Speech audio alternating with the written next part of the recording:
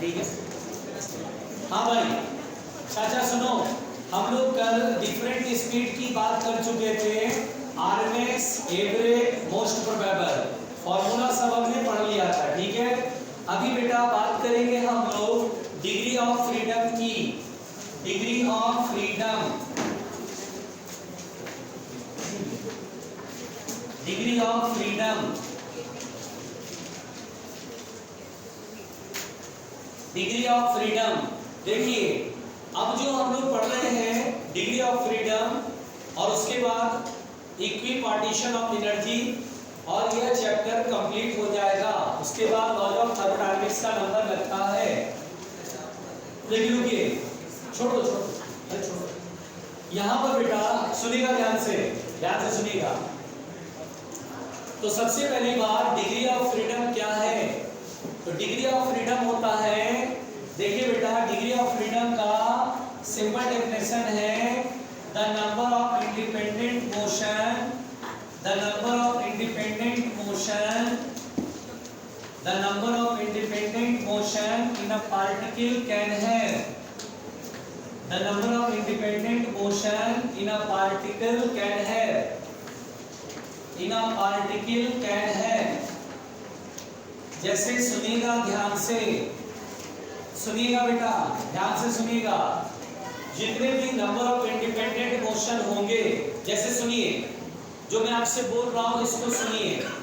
जैसे मान लीजिए बेटा एक पार्टिकल स्ट्रेट लाइन में चलने के लिए फ्री है, एक पार्टिकल केवल स्ट्रेट लाइन में चलने के लिए फ्री है, यानी ये मोशन ही मंडी में चल सकता है, स्ट्रेट पाथ पर ही फ्री है, और किसी दूसरे तरफ डायरेक्शन भी नहीं बदल सकता है, तो हम बोलते हैं कि इसमें केवल एक ही डायरेक्शन में चलने के लिए फ्री है, स्ट्रेट लाइन पाथ पर चलने के लिए फ्री है, इसका डिग्री ऑफ फ्रीडम 1 होगा।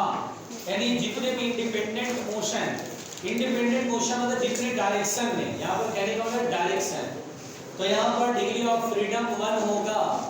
अगर मान लो कोई पार्टिकल सर्कुलर मोशन कर रहा है या फिर प्रोजेक्टाइल मोशन में है ऐसे, तो हम इसे बोलते हैं motion in 2D, motion in 2D या मोशन इन प्लेन। तो इसमें बेटा इंडिपेंडेंट मोशन, तो हम बोलेंगे सर ये 2D मतलब एक्स और वाई एक्सिस समझ लो, एक्स की तरफ भी फ्री है और वाई की तरफ भी फ्री है, इसका डिग्री ऑफ फ्रीडम बोलेंगे 2 होगा। डिग्री ऑफ फ्रीडम को मैं किससे दिखा रहा हूँ? F से, ठीक है ना। फिर बेटा अगर मान लो मोशन इन स्पेस हो, जैसे कोई मॉस्किटो या फिर कोई फ्लाई या बर्ड, ये सब जो होते हैं बेटा वो 3D में मोशन करते हैं, मोशन इन 3D है, या मोशन इन स्पेस कह लो, 3D बोल रहे हैं, 3 डायमेंशनल मोशन है, इसमें एक्स वाई और जेड तीनों एक्सिस की तरफ फ्री है चलने को, तो डिग्री ऑफ फ्रीडम इसका 3 लिखेंगे। तो 1D मोशन होगा तो degree of freedom 1, 2D motion होगा तो डिग्री ऑफ फ्रीडम 2, और 3D मोशन होगा तो डिग्री ऑफ फ्रीडम 3।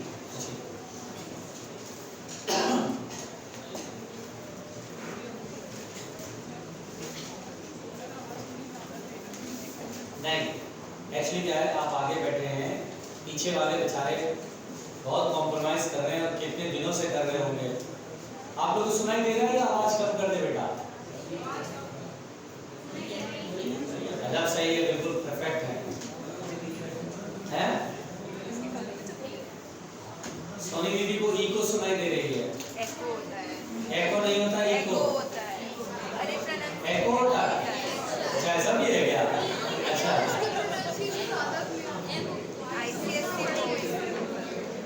सृजन दीदी ICSE बोर्ड की है, वो जो कहेगी सच कहेगी, सच के सिवा कुछ नहीं कहेगी।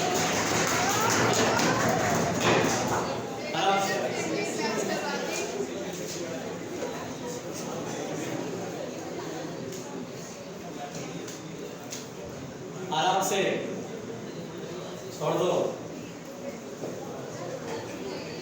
अब मैं तो हिंदी मीडियम का और बताऊं, इसके स्कूल के बाद होगा वो एक कैफे होगा, है ना। हमारे स्कूल के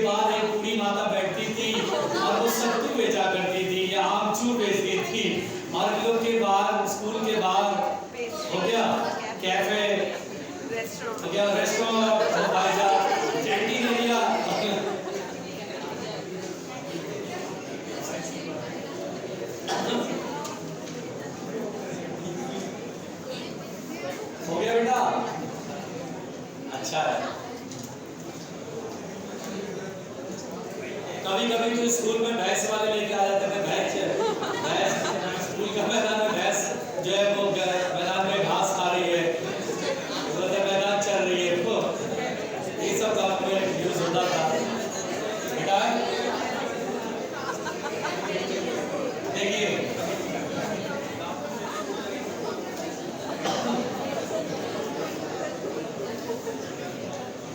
यहाँ पर बेटा मैं ये सुनो, चलो छोड़ो मुंडी पर करके, मैं इधर हूँ बेटा, मैं इधर हूँ, अच्छा अरे अरे देखो अपनी स्कूल की बातें कर रही है, अरे मेरे स्कूल तो पिंक था,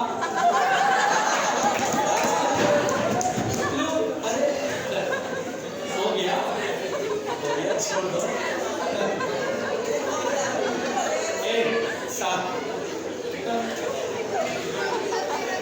साथ चलो बेटा ध्यान डिग्री ऑफ फ्रीडम में, अच्छा देखिए डिग्री ऑफ फ्रीडम में बेटा ध्यान से सुनिएगा।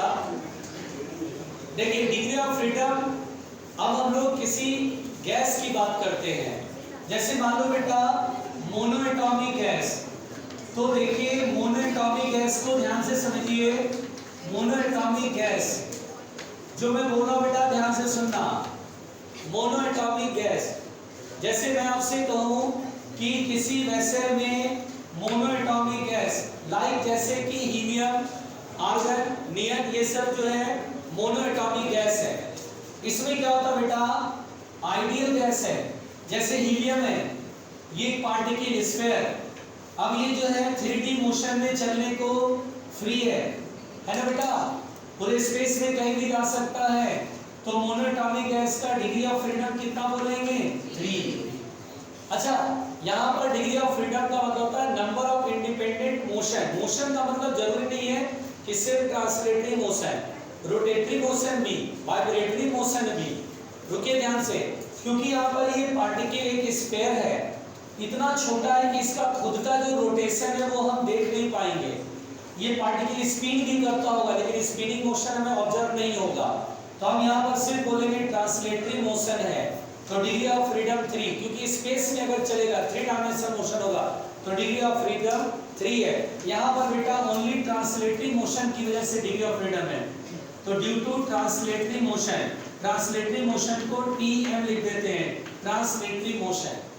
अब अगर मान लीजिए डायएटॉमिक गैस है, तो डायएटॉमिक गैस, ध्यान दीजिएगा बेटा, डायएटॉमिक गैस, तो डायएटॉमिक गैस में क्या होता है कि वेसल में अगर डायएटॉमिक गैस भरा हुआ है, ध्यान से सुनिएगा, तो डायएटॉमिक में 2 एटम ऐसे करके एक साथ जुड़ा होता है, लेकिन एज अ होल एक मॉलिक्यूल एक स्फीयर की तरह मानते हैं, लेकिन उस मॉलिक्यूल के अंदर 2 एटम होते हैं और 2 एटम एक बॉन्ड द्वारा कनेक्ट होते हैं, जैसे like oxygen gas, nitrogen gas. इसमें क्या होता है बेटा, 2 एटम होते हैं, एक बॉन्ड द्वारा जुड़े होते हैं। पहले एज अ होल एक सिस्टम है, एक स्फीयर हम मानते हैं, एज अ होल पूरे मॉलिक्यूल को हम एक स्फीयर मानते हैं, वो स्फीयर ऐसे ऐसे कहीं भी जाने के लिए फ्री है, ट्रांसलेटरी मोशन स्पेस में है, तो हम यहाँ पर बोलेंगे एक तो सर इसमें ट्रांसलेटरी मोशन है, 3 ड्यू टू ट्रांसलेटरी मोशन। अब यहाँ पर बेटा डिग्री ऑफ फ्रीडम में जितने भी इंडिपेंडेंट मोशन है वो सब लेने हैं, केवल ट्रांसलेटरी मोशन ही नहीं, रोटेटरी, वाइब्रेटरी सब।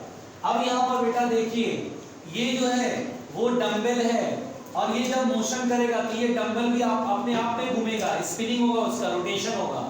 तो हम बोलेंगे सर अब इसमें रोटेशन देखो, अब ट्रांसलेटरी की बात हो गई, 3 ड्यू टू ट्रांसलेटरी मोशन हो गया, क्योंकि 3D मोशन इसलिए 3 लिख दिया ट्रांसलेटरी की वजह से।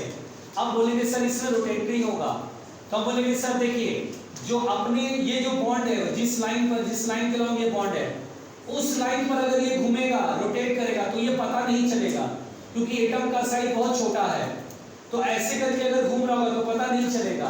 तो that motion is negligible, that energy is negligible. ठीक है, जब ऐसे घूमता है तो पता नहीं चल रहा है।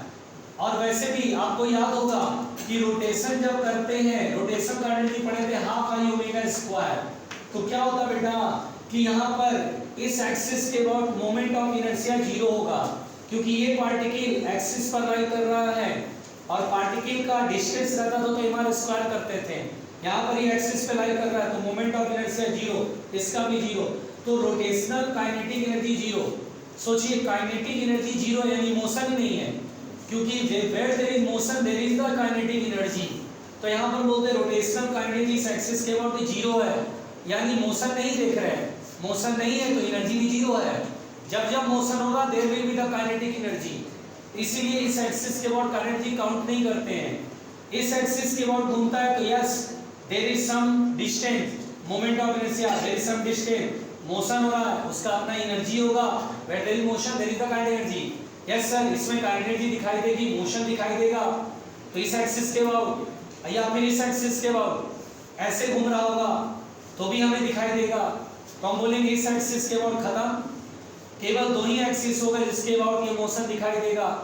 और देखिए बेटा दो ही एक्सिस, तीन एक्सिस म्यूचुअली परपेंडिकुलर होते हैं जो इंडिपेंडेंट एक्सिस कहलाते हैं।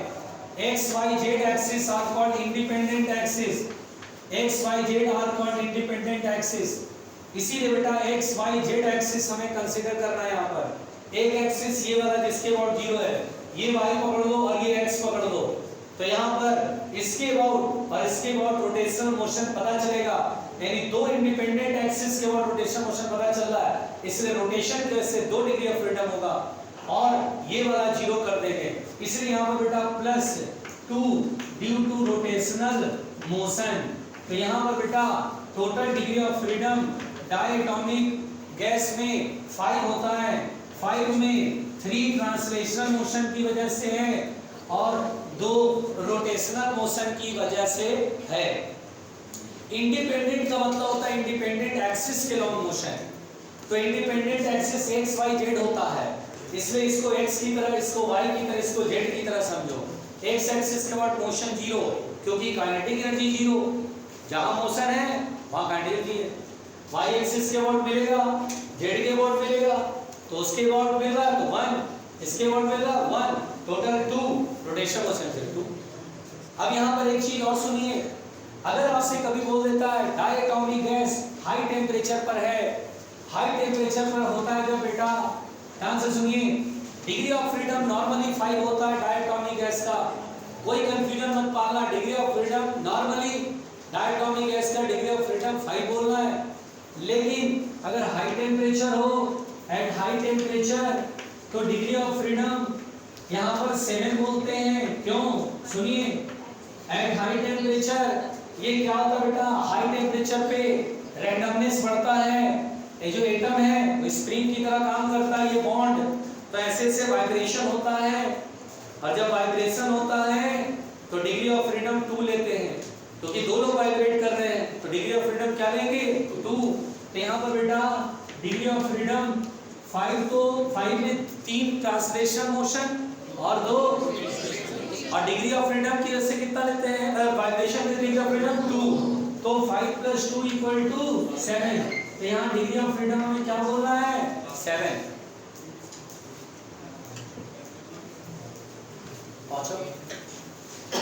ये हाई टेम्परेचर बोलेगा तब बोलते हैं, वरना सिंपली 5 लेते हैं।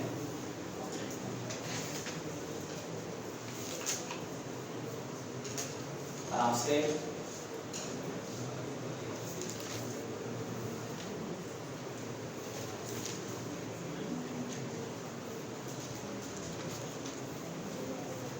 सो गई, ठीक है, सो अभी खाई हो, अभी खाई हो क्या, अभी भी खाई होगी, कल को मिलकर नाश्ता कर रहे थे, सो जाओ कोई बात नहीं, क्या फर्क है, जब मासी ऐसे मान गए बेवकूफ लड़की,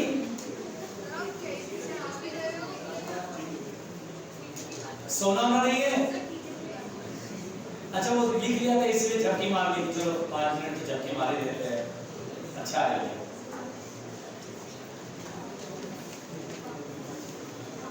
हो गया बेटा,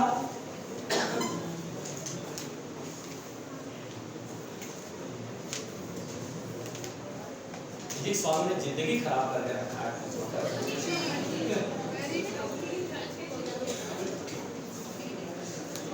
मिटा दे। देखिए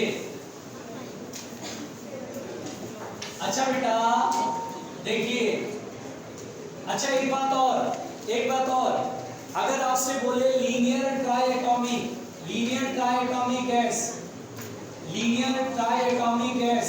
डिग्री ऑफ फ्रीडम कितना होगा? लीनियर ट्राइएटॉमिक गैस तो हम बोलेंगे लीनियर में, अच्छा ट्राइएटॉमिक और लीनियर मतलब होता है बेटा तीनों एटम एक ही लाइन में होंगे, 3 एटम एक ही लाइन में।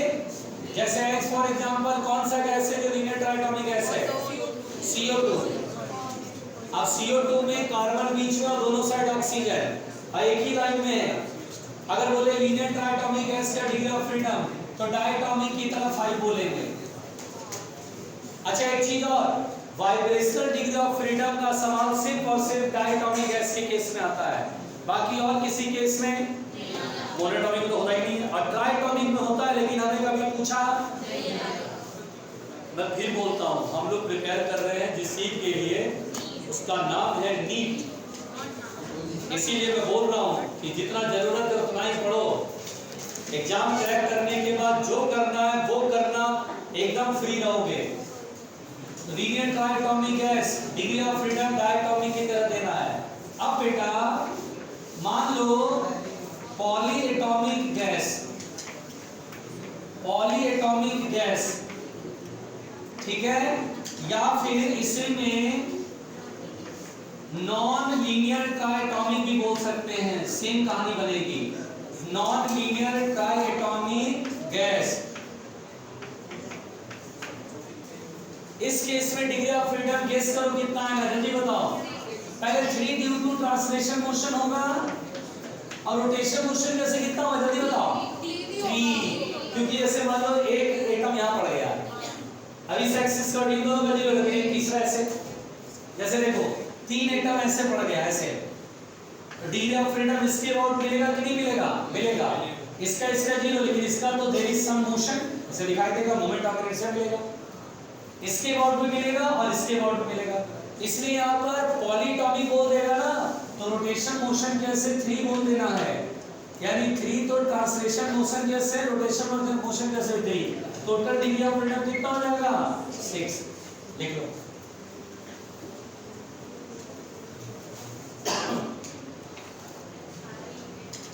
आराम से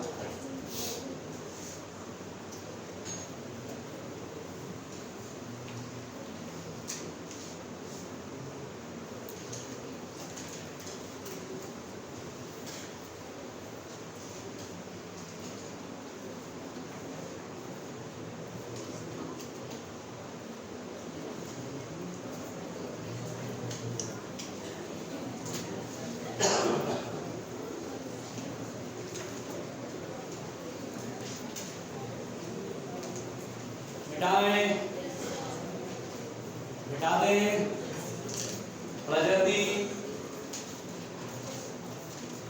अब लिखिएगा हेडलाइन, लिखिएगा बेटा Maxwell's law of equipartition of energy.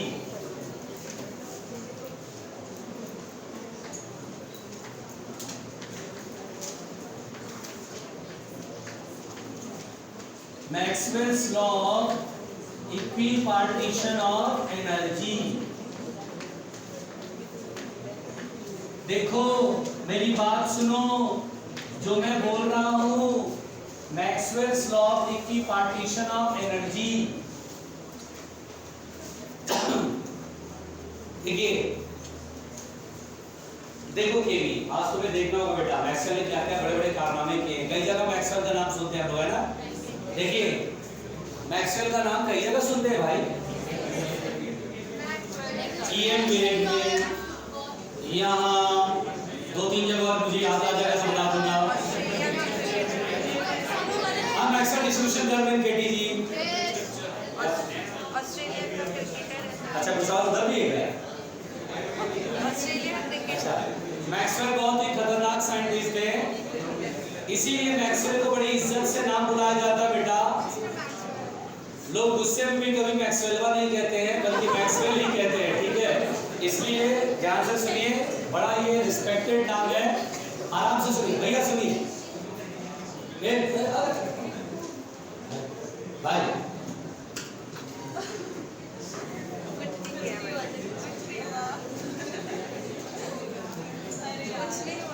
निकलो निकलो बाहर,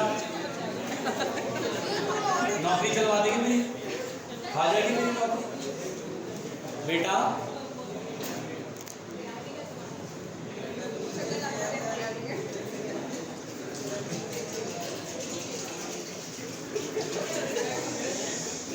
देखिए, शांत शांत है भाई। Maxwell's law of equipartition of energy, यहां पर बेटा मैक्सवेल ने ये बताया, देखिए मैक्सवेल ने अपनी मजबूरियों को भी बताया और उसके बाद उस मजबूरियों से मैक्सवेल ने अपनी मजबूरियों, अरे यार हटाओ मजबूरियों को, मैक्सवेल ने अपनी दिक्कतों को बताया, लेकिन उन दिक्कतों से उभरने का रास्ता भी बताया।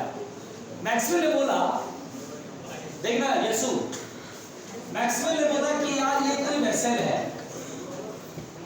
मैक्सवेल ने बोला ये वेसल है, मैं इधर हूं, मैक्सवेल ने बोला ये वेसल है, क्या इसमें मॉलिक्यूल की स्पीड सेम होती है? नहीं होती है ना, सबकी स्पीड अलग अलग होती है ना।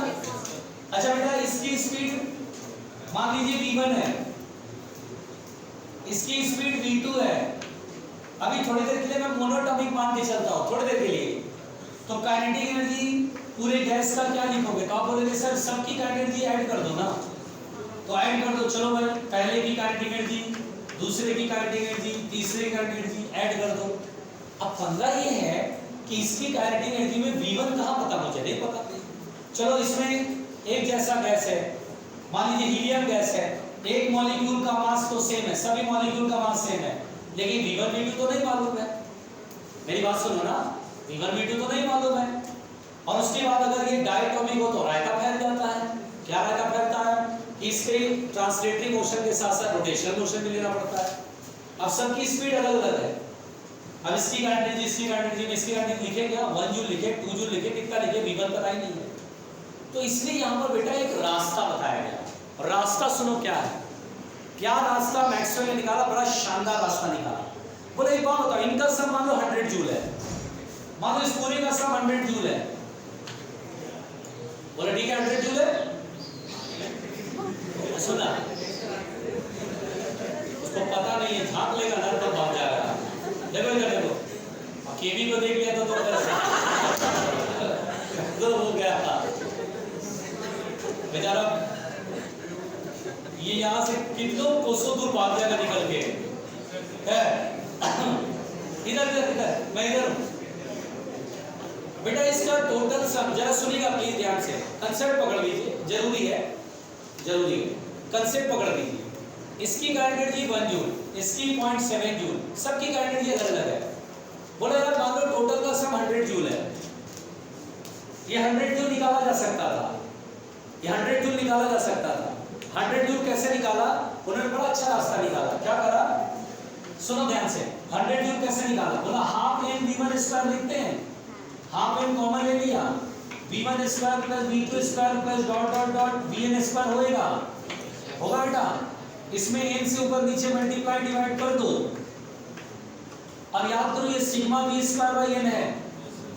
देखिए सुनिएगा ध्यान से, हाफ m इंटू n, और ये sigma v square by n है, sigma v square by n, this is called mean square speed, जो कि आरएमएस स्पीड का स्क्वायर होता है।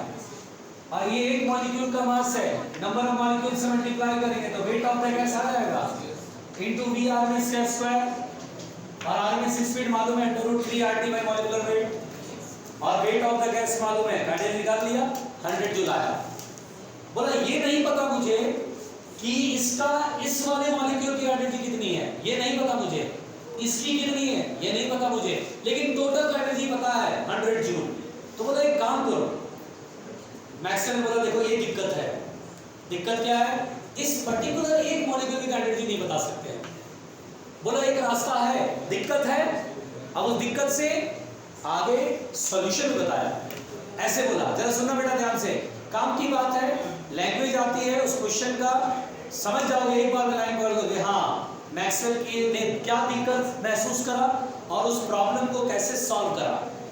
तो यहाँ पर बोला टोटल एनर्जी 100 जूल है, निकाल लिया, लेकिन इसकी कितनी एनर्जी नहीं पता, इसकी कितनी नहीं पता, लेकिन टोटल की 100 है, टोटल में 100 आएगा।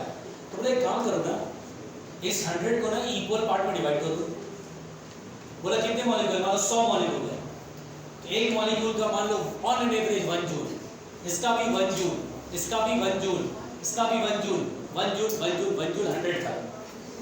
बोला ऐसा मान लो, कोई बुराई नहीं है, एक मॉलिक्यूल का 1 जूल मान लो। ऐसे करके बोला गया कि ऑन एन एवरेज एक मॉलिक्यूल की एनर्जी 1 जूल मान लो, 1 जूल मान लो, 100 जूल आ जाएगा। अब 200 मॉलिक्यूल है तो 200 जूल आ जाएगा, 300 मॉलिक्यूल है तो 300 जूल आ जाएगा। इस फॉर्मूले से कर रहे थे तो सेम बैठ रहा था, हाँ 300 जूल। अब मैं बोलूं हीलियम गैस की एक मॉलिक्यूल की एनर्जी होती है 1 जूल। अब बोले अच्छा 1 जूल। अब मैं बोलूं यार किसी कंटेनर में भरा हुआ है गैस, 500 ग्राम हीलियम है, बताओ कितनी एनर्जी होती है। तो बोले सर आपने बताया था हीलियम की एक मॉलिक्यूल की एनर्जी 1 जूल होती है। अच्छा 1 जूल होती है, 500 ग्राम है, नंबर ऑफ मॉलिक्यूल कैलकुलेट कर लो, और एक मॉलिक्यूल का 1 जूल है, नंबर ऑफ मॉलिक्यूल से मल्टीप्लाई कर लो, एनर्जी आ जाएगी। अब जहां जहां हीलियम मिले वहां आप पकड़ के चलना, अरे एक मॉलिक्यूल की एनर्जी 1 जूल होती है भैया, एक मॉलिक्यूल एक एटम की एनर्जी 1 जूल होती है। अब हीलियम चाहे किसी भी गैस डिब्बे में भराओ, ये डिब्बा वो डिब्बा कहीं भी भराओ, किसी क्वेश्चन में भर दे, कोई बात नहीं, एक हीलियम के बारे में आपने बोला हुआ है, बोलो क्लियर। उसी तरह ऑक्सीजन के लिए, उसी तरह नाइट्रोजन के लिए, सब के लिए एक एक मॉलिक्यूल के लिए एनर्जी मैक्सवेल ने बता दिया, जिसे बोलते हैं मैक्सवेल्स लॉ ऑफ इक्विपार्टीशन, यानी इक्वली पार्टिसिपेट कर रहे हैं ऑफ एनर्जी। यानी बेटा 100 जूल को एक एक जूल में इक्वली डिवाइड कर देना, इज कॉल्ड पार्टीशन, इक्विपार्टीशन। अब सुनो ध्यान से, कैसे हम एक मॉलिक्यूल का एनर्जी निकालते हैं, ये मैक्सवेल ने कितना बढ़िया लॉ दिया। देखो क्या बोला मैक्सवेल ने। मैक्सवेल ने बोला, आराम से सुनना मेरी बात, अब जो मैं बोल रहा हूं ध्यान से सुनना। According to this law, एक मिनट रुकिएगा, एक minute रुकिएगा। According to this law, the average energy, आराम से सुनना पहले, average energy associated with average, अरे यार ये मत लिखो, पहले सुन लो। Average energy associated with one molecule per degree of freedom, one molecule per degree of freedom is, soon low, is half kBT। यानी बेटा एक डिग्री ऑफ फ्रीडम के साथ जो एनर्जी एसोसिएट है वो हाफ केबीटी है। रुको, तो कितना बढ़िया बताया। द एवरेज एनर्जी, एवरेज मतलब क्योंकि सबकी एनर्जी अलग अलग हो गई, एक्चुअली में हम मान के चलेंगे सबका इक्वी पार्टीशन हो गया, वो 100 जूल सब इक्वली डिवाइड हो गया हर मॉलिक्यूल में। अभी फील करना, देखो अब आप समझो पहले ध्यान से, ये लॉ समझो, ये बहुत परफेक्टली निकाल दोगे। According to this law, the average energy associated with one molecule per degree of freedom is half kBT। सोचो एक मॉलिक्यूल के एक डिग्री ऑफ फ्रीडम के साथ हाफ केबीटी, केबीटी क्या है, केबी क्या बेटा, बोल्ट्जमैन कांस्टेंट। बोल्ट्जमैन कांस्टेंट की वैल्यू कितनी होती है, 1.38 into 10 to the power -23 joule पर केल्विन। क्लियर? अब सुनो ध्यान से, और T is the temperature in kelvin, not Celsius. ठीक, अब सुनो ध्यान से, आराम से सुनना। मान लो मैं बोलूं ये कोई कंटेनर है, इसमें गैस भरा है, ये मोनोएटॉमिक भी हो सकता है, डायटॉमिक भी हो सकता है, पॉलीएटॉमिक भी हो सकता है। इसके एक मॉलिक्यूल की बात कर रहा हूं, एक molecule, energy of one molecule, ध्यान देना, एनर्जी मतलब kinetic energy of one molecule, ध्यान देना, एक मॉलिक्यूल की काइनेटिक एनर्जी यानी एनर्जी। इस मॉलिक्यूल को देखो, हो सकता है ये मोनोएटॉमिक हो, इसका डिग्री ऑफ फ्रीडम 3 हो सकता है डायटॉमिक हो 5 होगा, हो सकता है पॉलीटॉमिक हो 6 होगा। इसने बोला एक डिग्री ऑफ फ्रीडम के साथ on an average energy half KBT.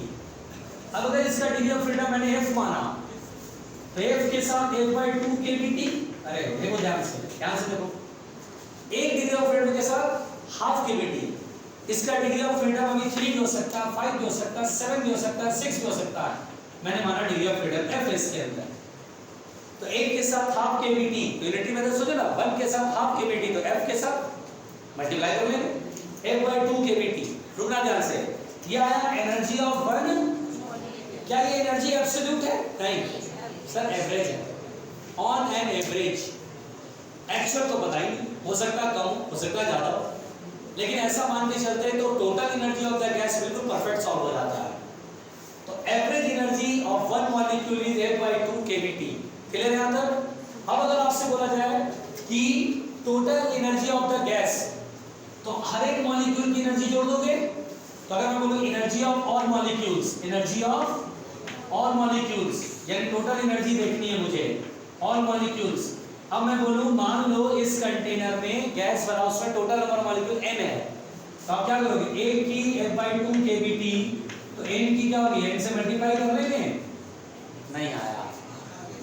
एक के साथ F/2 kBt, दो मॉलिक्यूल होते हैं, 2 से मल्टीप्लाई करते हैं, 100 मॉलिक्यूल होता है, 100 से मल्टीप्लाई करेंगे, मान लीजिए नंबर ऑफ मॉलिक्यूल कितना माना बेटा मैंने।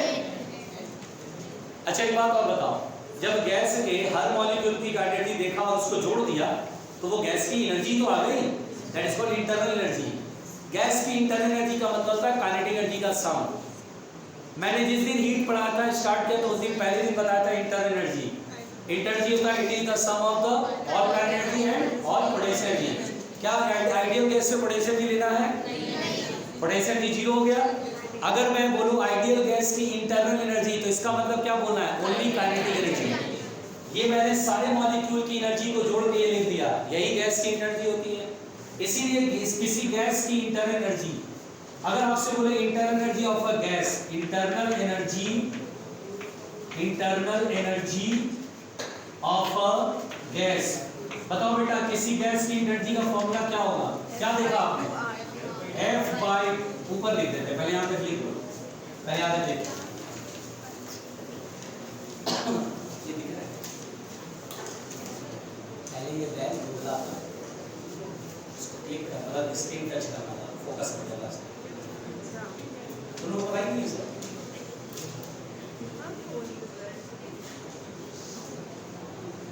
आराम से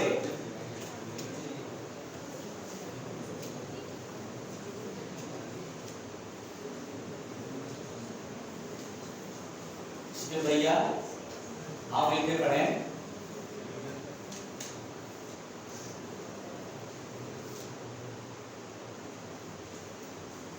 अब तुम लोग उदास हो नहीं,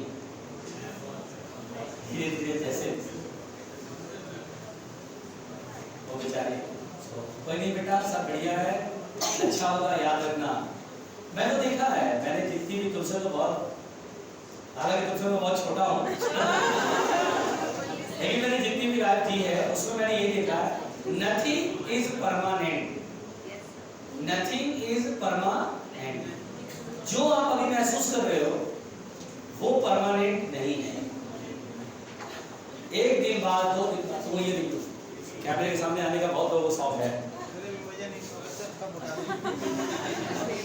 सर पानी, हाँ पानी पीने का मुझे बहुत शौक है, ये अरे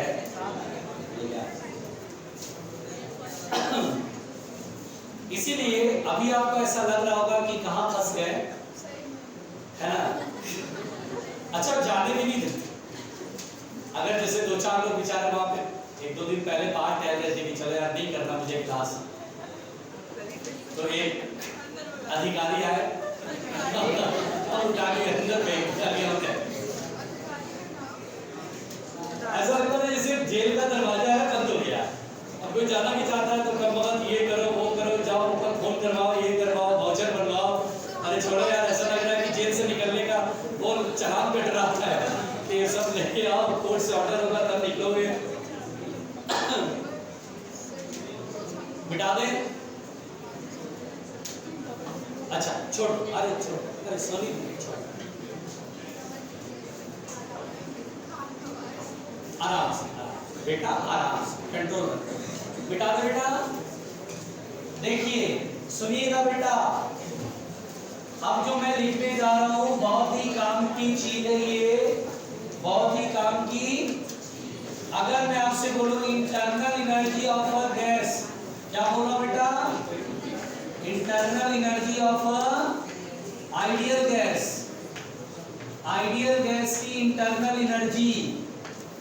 अगर कोई मेरी बात यहां तक समझ रहा होगा तो उसे समझ में आ जाएगा। बताओ बेटा, क्या मैंने पूरे मॉलिक्यूल की एनर्जी निकाल दी? और जो पूरे मॉलिक्यूल की एनर्जी उसी तो इंटर एनर्जी बोलेंगे। इंटर एनर्जी का फॉर्मूला क्या आएगा? F/2 mkBT। अच्छा एक चीज और, आइडियल गैस इक्वेशन पढ़े हो? क्या mkBT PV की इक्वल नहीं होता? F/2 PV। और क्या PV स्मॉल nRT होता है? यानी F/2 nRT। जब नंबर ऑफ मोल लिखते हैं तो गैस कांस्टेंट देते हैं, नंबर ऑफ पार्टिकल या मॉलिक्यूल लिखते हैं तो बोल्ट्जमैन कांस्टेंट देते हैं। इस तरह से गैस की इंटरनल एनर्जी का ये फार्मूला है। गैस की इंटरनल एनर्जी के कितने फार्मूले? 3। कौन कौन सा? F/2 mkBT। What is F? F is the force, F is the N is the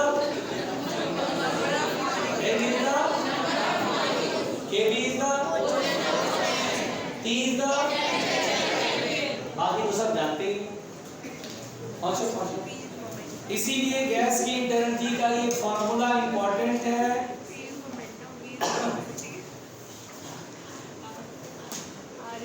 अरे से जाए सब ठीक है ना? देखो बेटा, मैं आपसे एक सवाल पूछता हूं, देखते हैं कितने लोग बता पाते हैं। इधर ध्यान दो, इधर ध्यान दो। अच्छा बच्चे एक बात बताओ, अगर मैं बोलूं मोनोएटॉमिक गैस है, मोनोएटॉमिक गैस का डिग्री ऑफ फ्रीडम बता। 3/2 nRT। जल्दी बताओ, बोलो। डिग्री ऑफ फ्रीडम 3, तो 3/2 mkBT लिखो या nRT लिखो, बात तो एक ही है। चलिए डायटोमिक गैस का डिग्री ऑफ फ्रीडम बताइए। सर डायटोमिक गैस का इंटरनल एनर्जी 5/2, मतलब डिग्री ऑफ फ्रीडम की वैल्यू F की जगह 5 लिख दो, काम खत्म। अच्छा चलिए पॉलीएटॉमिक का बताइए। पॉलीएटॉमिक का कितना होता है? 6 होता है ना? 6/2 करोगे तो कितना आएगा? 3 nRT। कितना सिंपल है। अच्छा एक चीज और, एक सवाल पूछा जाता है, रुक जाओ मैं बात लिख दो। देखते हुए इंसान को टोकना नहीं चाहिए, देखते हुए इंसान को टोकना नहीं चाहिए, डिस्टर्ब नहीं करना चाहिए।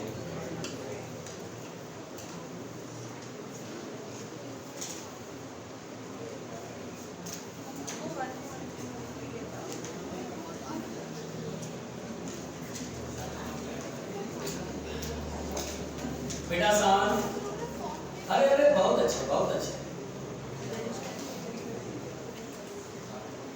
हो गया। बेटा दो। अच्छा एक चीज बताओ, एक सवाल पूछूं? अच्छा बताओ, अगर मैं आपसे पूछूं डायटोमिक गैस में, डायटोमिक ट्रांसलेशनल मोशन की वजह से कितनी एनर्जी होगी? Very good.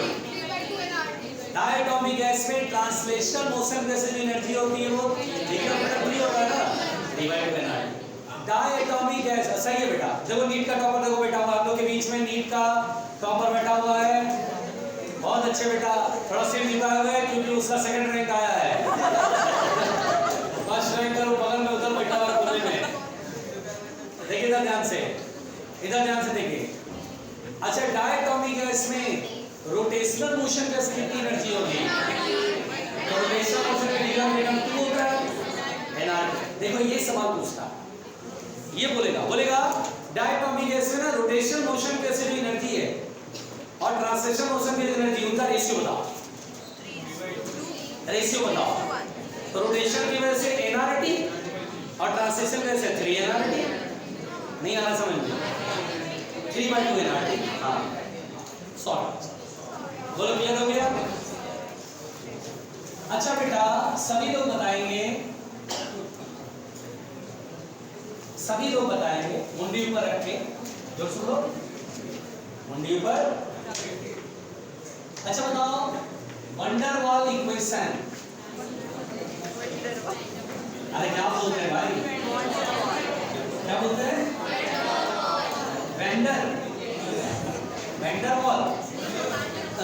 अच्छा सीजन क्या बोलते हैं? Vendor wall.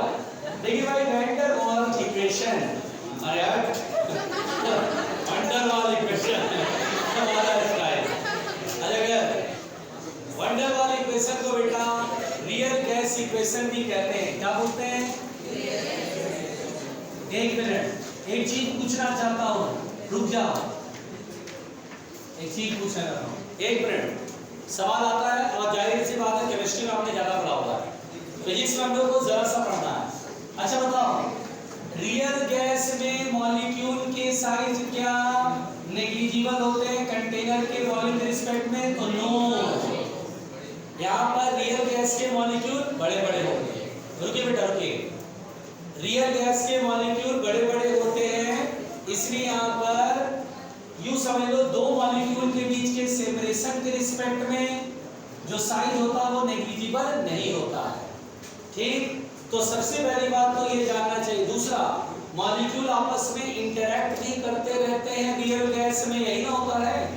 हाँ, यहाँ पर बेटा एक वॉल्यूम करेक्शन वर्ड बताया गया है, वॉल्यूम करेक्शन। वॉल्यूम करेक्शन क्या करा गया है जल्दी बताओ।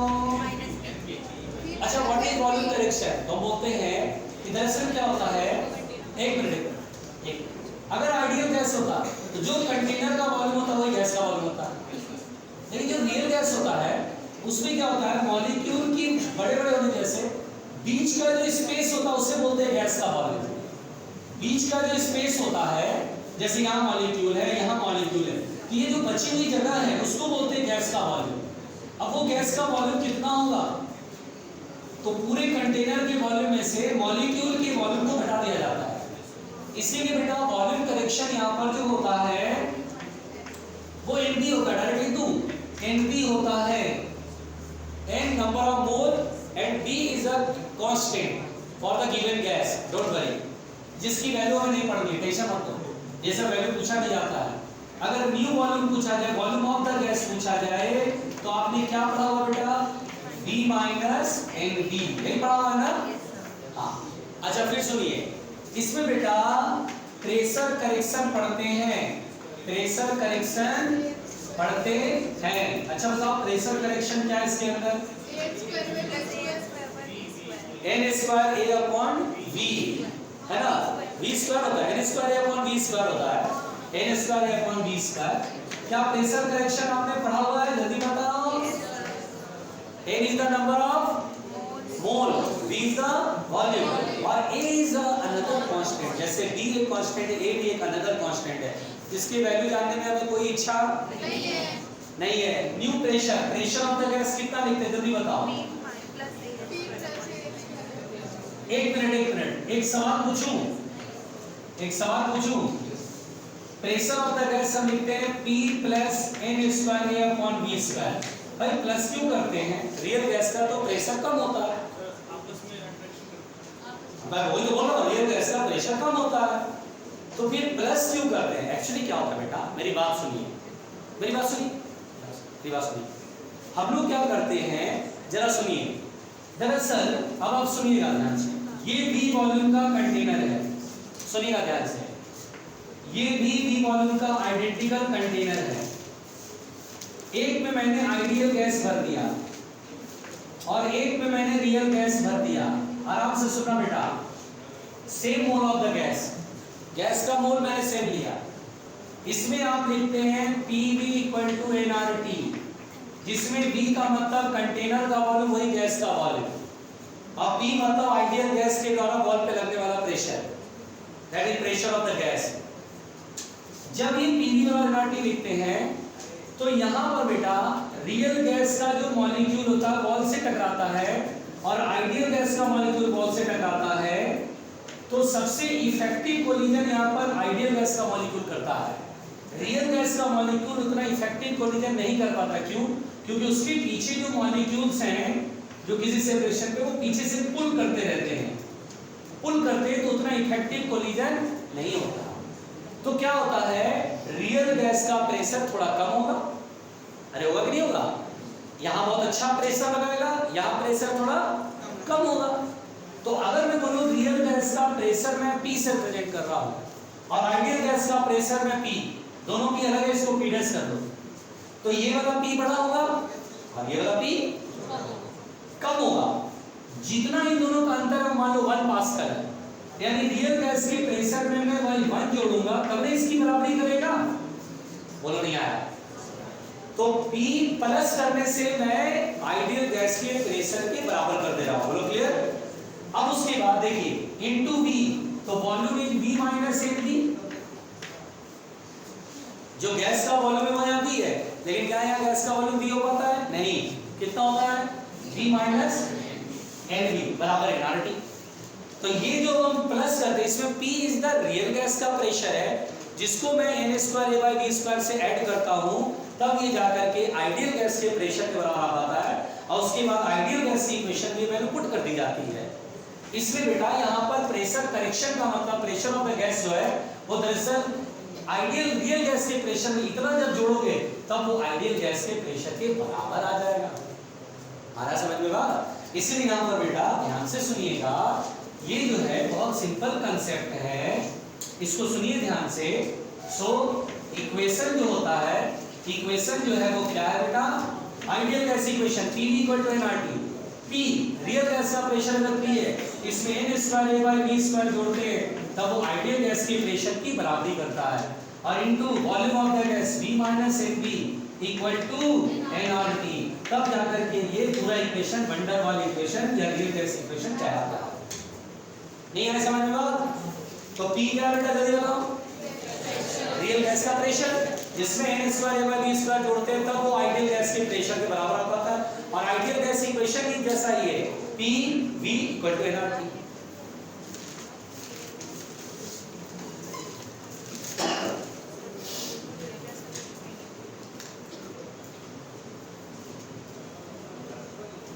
शाम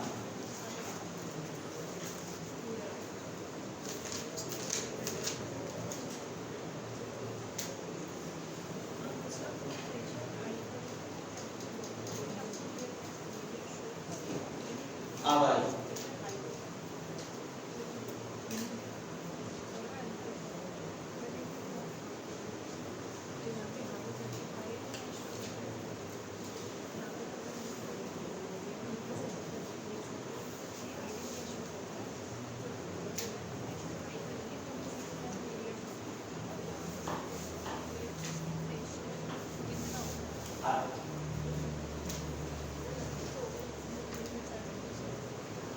लिया बेटा?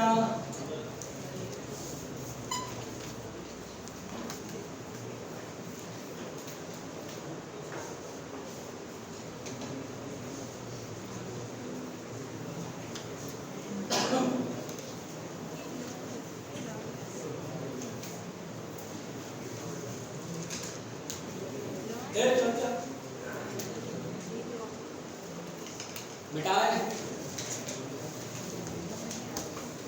देखिए यहाँ पर सुनिएगा, तो हमारा ये केटीजी का चैप्टर होता है समाप्त। मुंडी ऊपर रखे और अब हम करते हैं क्वेश्चन। अब हम करते हैं question.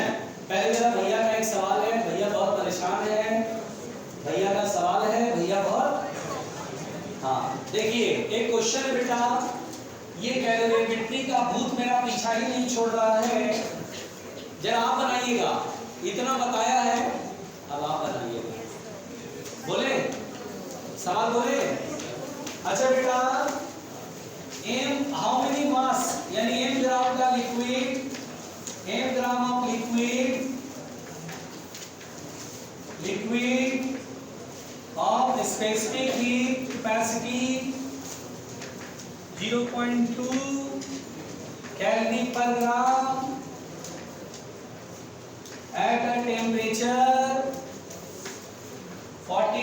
Celsius mixed with 100 gram of another liquid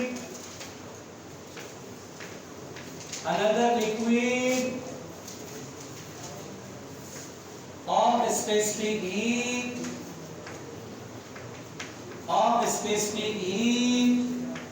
0.5 calorie पर ग्राम पर डिग्री सेल्सियस होगा, पर डिग्री सेल्सियस भी हो गया, ठीक है। At temperature 20 degree Celsius,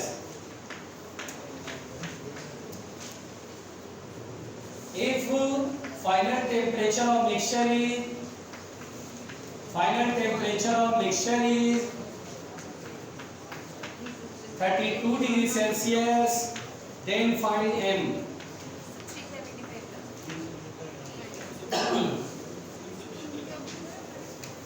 calorimetry का भूत पीछा मेरा नहीं छोड़ रहा है।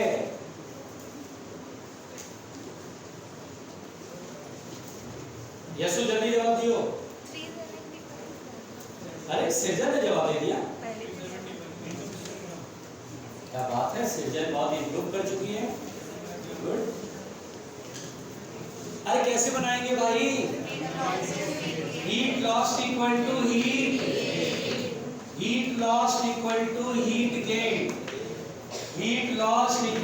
हीट गेन, आराम से सुना बेटा, हीट लॉस्ट।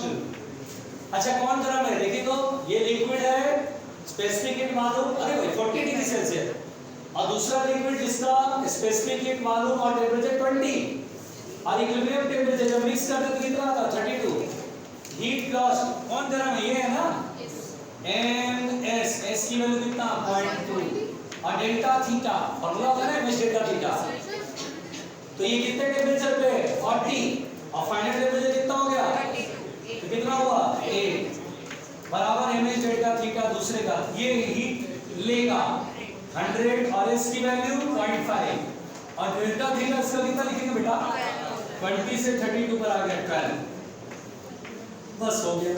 भैया जान दे रहे थे भैया।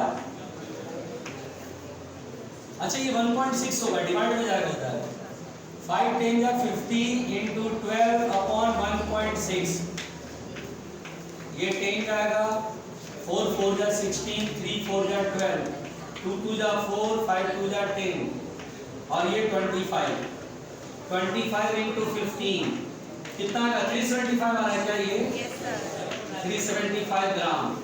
आसान था, लेकिन बहुत सारे बच्चों ने यहाँ पर नहीं बनाया, बना लिया था। अगला सवाल जरा को केटी जी का पूछो। आओ प्यारे बच्चों, आओ प्यारे, आइए ध्यान देते हैं। देखो चाचा, देखो देखो चाचा, देखो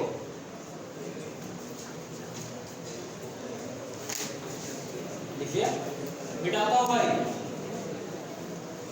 देखो बेटा ध्यान से समझो,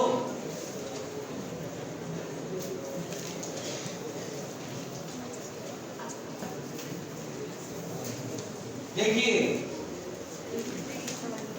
अच्छा बेटा जरा प्लीज एक सवाल है, जरा सुनते हैं, और मैं क्वेश्चन लिख नहीं रहा हूं, समझा रहा हूं। अ कंटेनर ऑफ 5 लीटर, एक कंटेनर है 5 लीटर का, ये कंटेनर है 5 लीटर। सुनिए, has a gas at pressure of 0.8 metre column of HD, इसमें भरा हुआ है गैस और प्रेशर दिया है 0.8 मीटर ऑफ HD। इसका मतलब समझ में आता है आप लोगों को? रोजी H ना, चलो रुक जाओ। This is joint to an evacuated chamber, एक पाइप द्वारा इसे इवैक्यूएटेड मतलब what is mean by evacuated? अच्छा खाली, खाली खाली है ना, इवैक्यूएटेड मतलब खाली चैम्बर से जोड़ दिया। अभी मतलब वाल्व ऐसे लगा के बंद कर दो, अभी गैस भर दो इसमें, इसका वॉल्यूम इतना है, पूरे कंटेनर का प्रेशर इतना है। इसे इवैक्यूएटेड चैम्बर से जोड़ दिया। अब मैंने वाल्व को खोल दिया तो ये गैस इधर से इधर भी तो जाएगी। फ्री एक्सपेंशन, अरे एक सेकंड, फ्री एक्सपेंशन जब इवैक्यूएटेड होता है और उसमें गैस अगर आप इंजेक्ट करते हैं तो फ्री एक्सपेंशन हो रहा है गैस का। बताओ टेम्परेचर, क्या टेम्परेचर कांस्टेंट होगा? पक्का? तो बस हो गया, टेम्परेचर कांस्टेंट है तो PV इक्वल टू कांस्टेंट। क्या P1 V1 बराबर P2 V2 करेंगे? P1 V1 equal to P2 V2। Pressure कितना है? फाइनल प्रेशर पूछा बेटा, फाइनल प्रेशर ये पूछा, इसीलिए मैं कर रहा हूं इसे। चलो इनिशियली 0.8 मीटर मान लो, रोजी एच के टर्म में लिखो, मतलब 0.8 मीटर ऑफ एचजी के टर्म में लिखो। वॉल्यूम शुरू में कितना? 5। अच्छा फाइनल वॉल्यूम कितना होगा गैस से बताओ? 8। 5 था और 3 मिक्स हो गया, पूरा 8 हो गया ना, 8 लीटर। तो P बराबर होगा 0.8 into 5/8। ये कटेगा तो 0.1 बचेगा ना, 0.5 मीटर ऑफ Hg। मिलाते हैं आंसर, आंसर मिलाओ, देखो यार 141 का सेकंड मिलाओ जरा, 141 इसका थर्ड आंसर है। सही तो है? तुम्हें कहाँ दिक्कत हुआ बोलो? भाई टेम्परेचर कांस्टेंट है, मैंने बताया था ना, free expansion, temperature constant, number of mole भी कांस्टेंट, और गैस फैल करके 5 लीटर से 8 लीटर के बन गए। प्रेशर बता दी बेटा। शांत बेटा प्लीज, कुछ लोग इतने बैल हैं, क्वेश्चन करा रहा हूँ KTG का मतलब ही नहीं है, जो करा रहा हूँ करा, ये क्या मतलब है? नीट में थोड़ी पढ़ रहे हैं, ये नीट में थोड़ी ना आने वाला है। पूछो, आज पूछना हो, लिख के लाई है, अरे बड़ा सा लग रहा है, अटका तो नहीं देंगे हमको, देना प्लीज। अरे भाई, एक काफी अत्यंत बड़ा सवाल तेरे सामने प्रकट हुआ है। बच्चों जरा मदद करोगे? अरे तुम जानो, तुम्हारा काम जाना है, बड़े आप सवाल है। ध्यान से। अच्छा बच्चों ये सवाल है, पहले समझाता हूँ सवाल समझाओ। कोई मतलब ही नहीं, तुम कुछ भी कर रहे, क्या मतलब है? ध्यान दो इधर, कॉपी निकालो, पेन ध्यान रखो, पहले समझा रहा हूँ, 1 मिनट आपको दूंगा बनाने को, फिर मैं शुरू हो जाऊंगा, ठीक है? प्रिंसी भी तैयार? देखिएगा, an ice cube of mass 0.1 kg at 0 degree Celsius is placed in an isolated container। एक आइस क्यूब है और इसे आइसोलेटेड कंटेनर में रख दिया। आइस क्यूब को ऐसे बना देते हैं, आइस क्यूब है जिसका मास 0.1 kg और टेम्परेचर 0 डिग्री सेल्सियस, और एक कंटेनर में रख दिया। कंटेनर का टेम्परेचर 2 to 7 डिग्री सेल्सियस है और आइसोलेटेड है, मतलब बाहर कोई हीट बीट नहीं जानी है, ना बाहर से अंदर।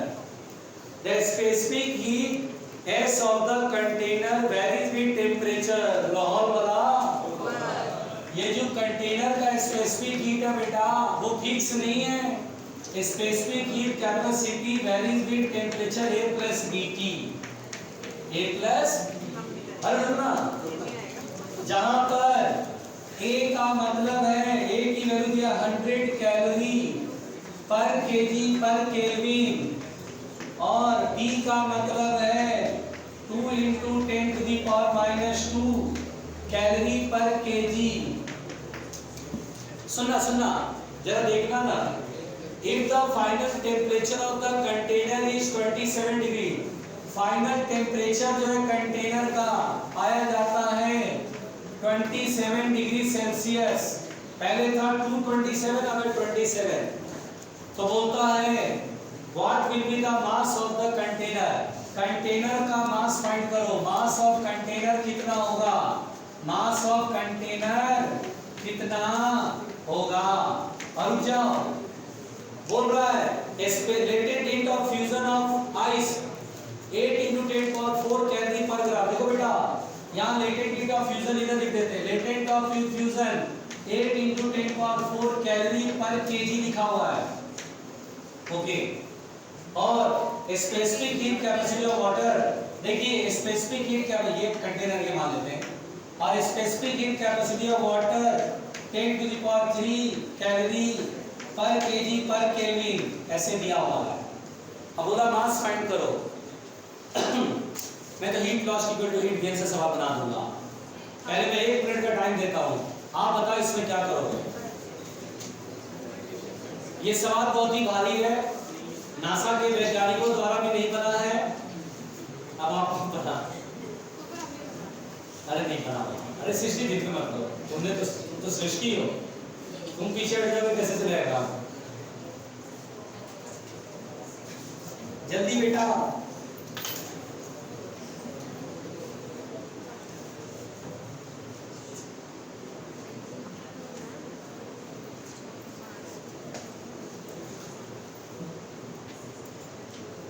जो बनाएगा लक्ष्मी उसको असरफियां देगी।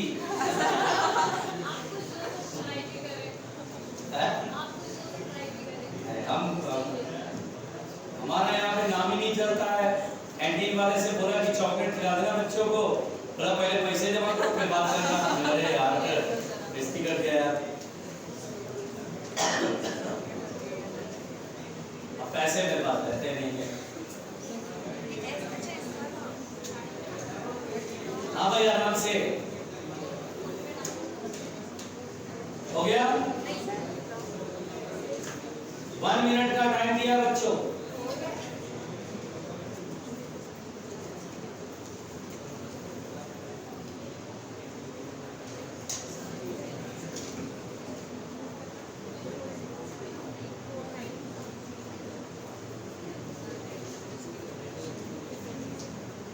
अरे छोड़ दे।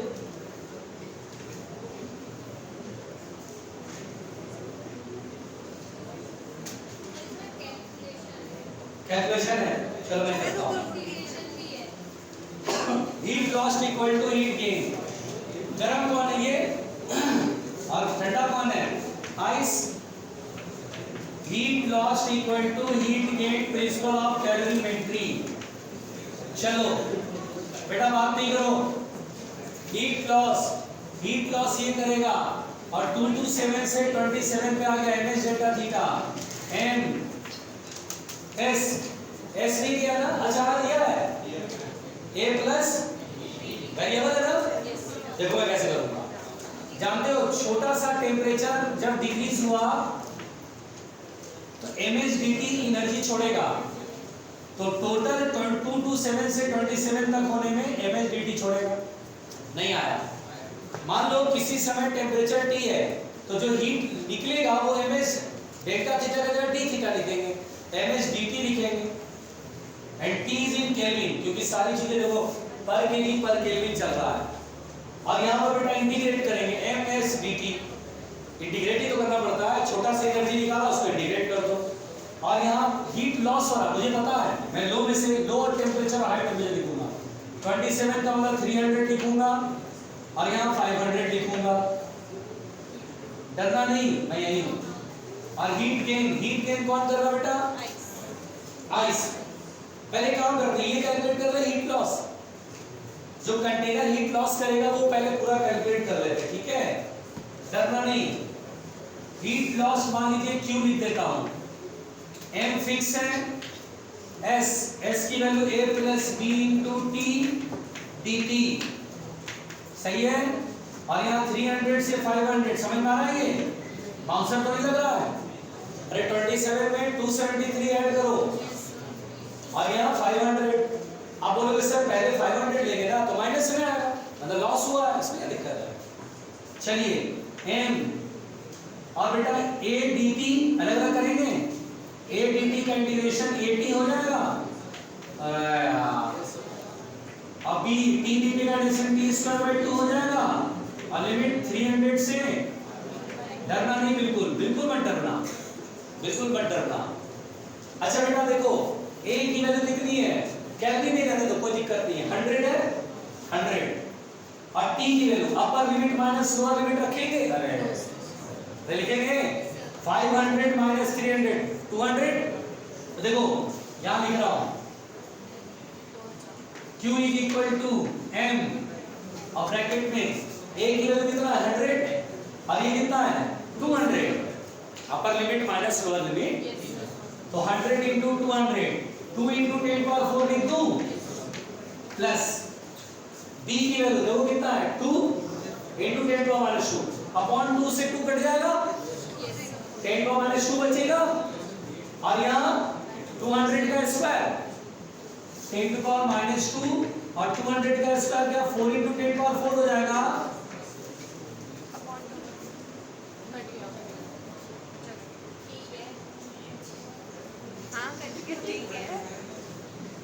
क्या 200 का स्क्वायर यही होगा, 2 का स्क्वायर 4 और 100 को 2 बार 10 का 4 लाहौल बना 4 में से 2 जाएगा तो 2 बचेगा, बस टेंशन मत लेना, 2 into 10 power 4 प्लस 400 इतना लिख दो।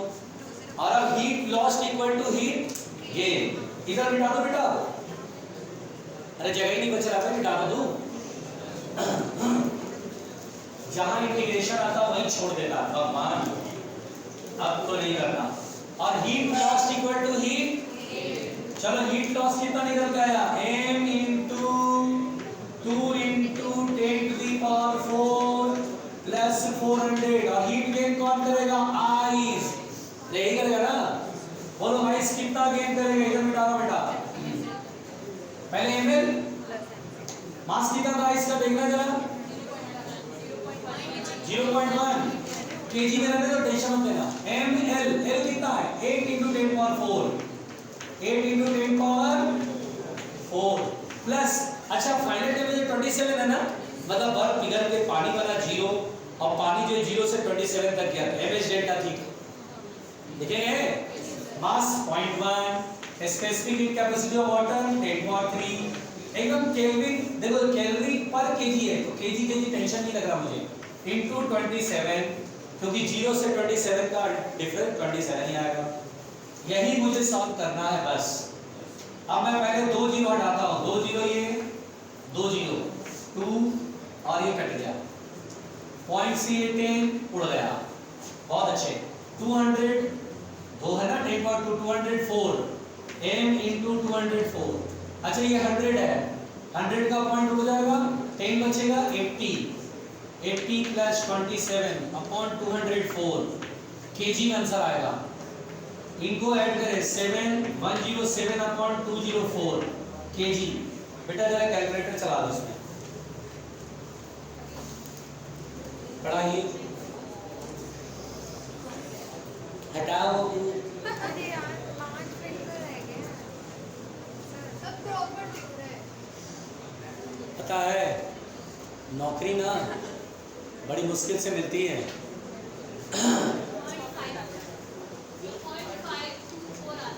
0.524 आंसर गलत है, 0.495 केजी है,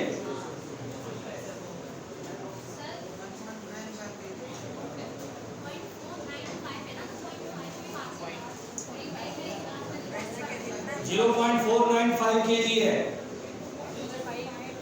यार, तुम्हारे टीचर ने तो गलत बनाया यार, हाँ यार अफसोस हुआ यार, आपने यही कैलकुलेशन गड़बड़ करी है कहीं मैंने कैलकुलेशन कर रहा हूँ m l की वैल्यू 10 to 10 power 4 और यहाँ mh डेल्टा थीटा आपने 27 और 27 ही तो है इक्विवेलेंट टेंपरेचर, हाँ 204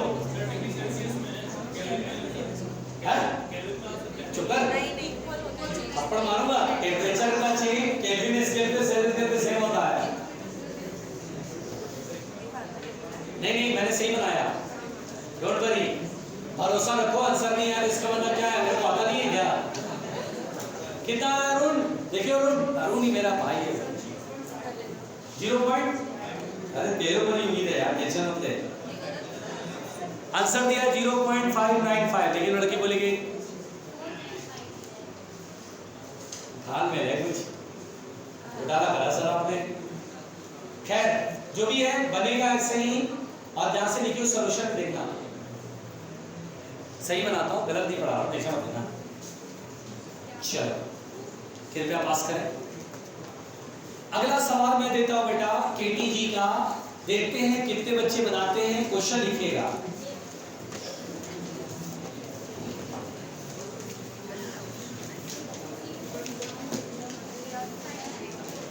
सवाल देता हूं, लिखिए।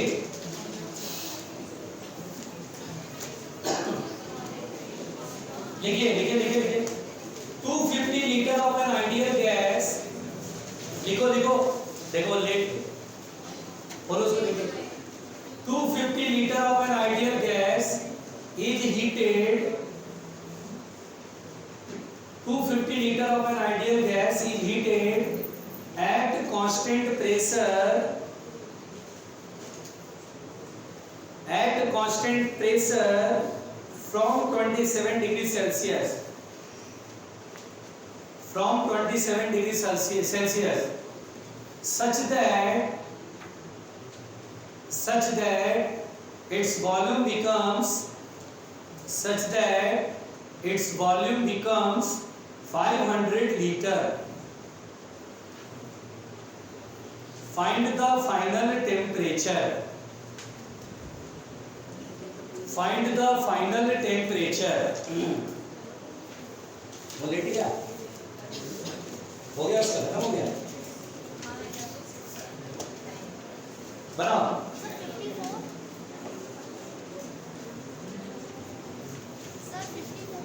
हाँ?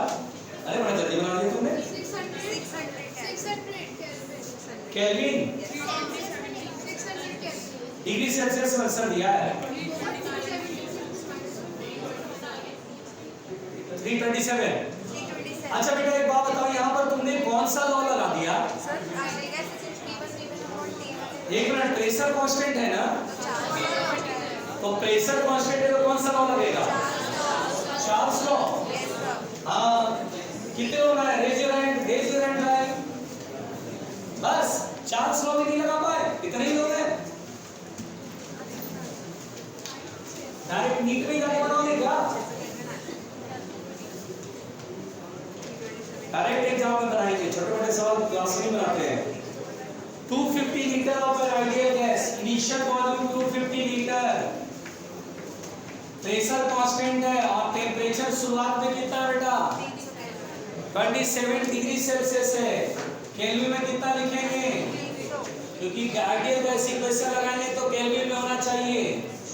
फाइनल वॉल्यूम कितना है जल्दी बताओ? 500 लीटर।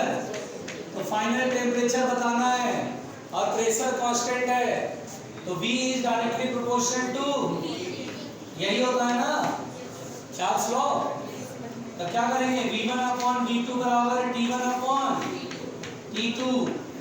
V1 शुरू में 250, बाद में 500, T1 initially 300, final temperature T2 ये आएगा 2, तो T2 बराबर होगा 300 into 2 600, और ये केल्विन में आंसर दिया सेल्सियस में, तो अगर मुझे सेल्सियस में बताना है तो 600 में 273 सब्ट्रैक्ट करेंगे 327 degree Celsius.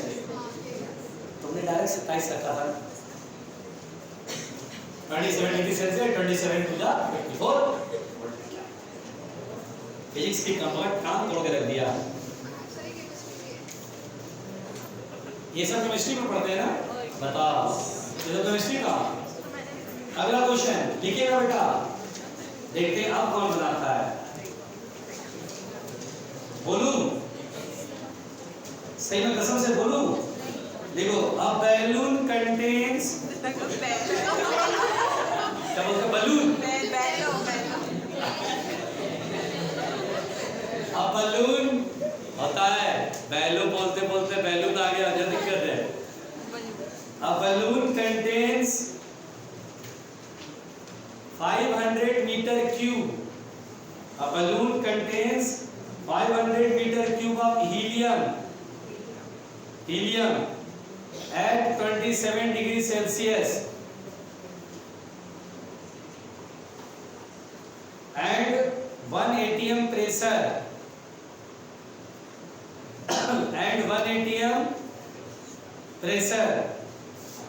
full stop. The volume of the helium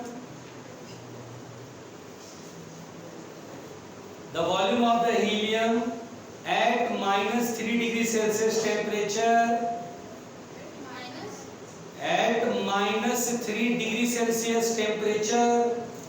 and 0.5 atm pressure will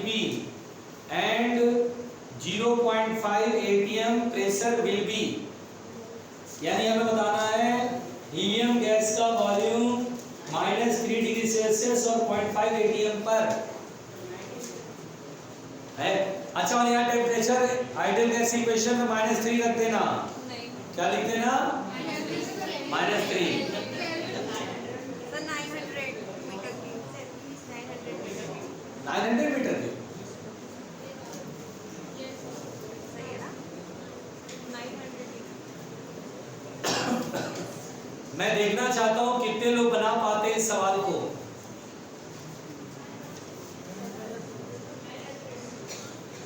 चलो रेज योर हैंड, देखते हैं कि बस इतने ही लोग हैं भाई भगवान। अच्छा आधा मिनट और, लक्ष्मी ने बोला भाई।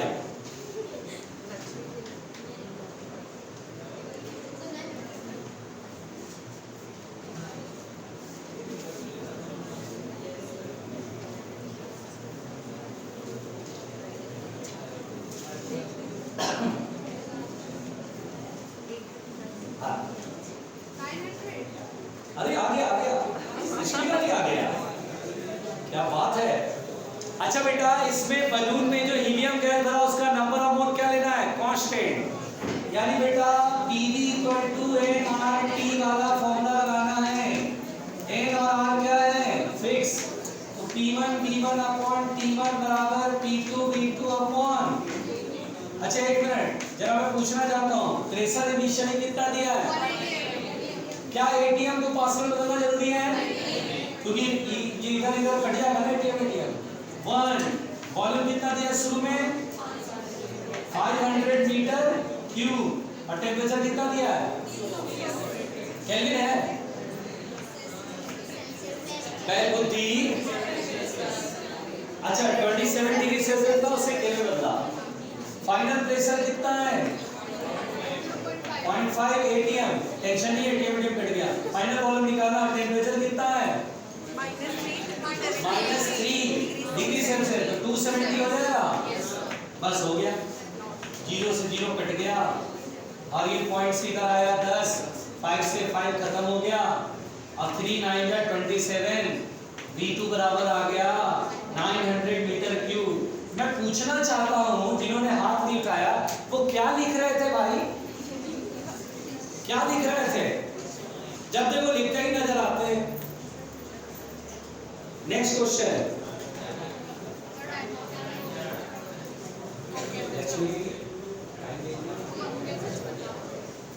एक सवाल और देखिए। अरे तो जानते देखिए ये प्रोफेशनल स्टूडेंट्स है, ये प्रोफेशनल स्टूडेंट्स है। टाइम पे आते हैं और टाइम पे चले जाते हैं। 1 मिनट से भी ज्यादा नहीं रुक सकते भाई।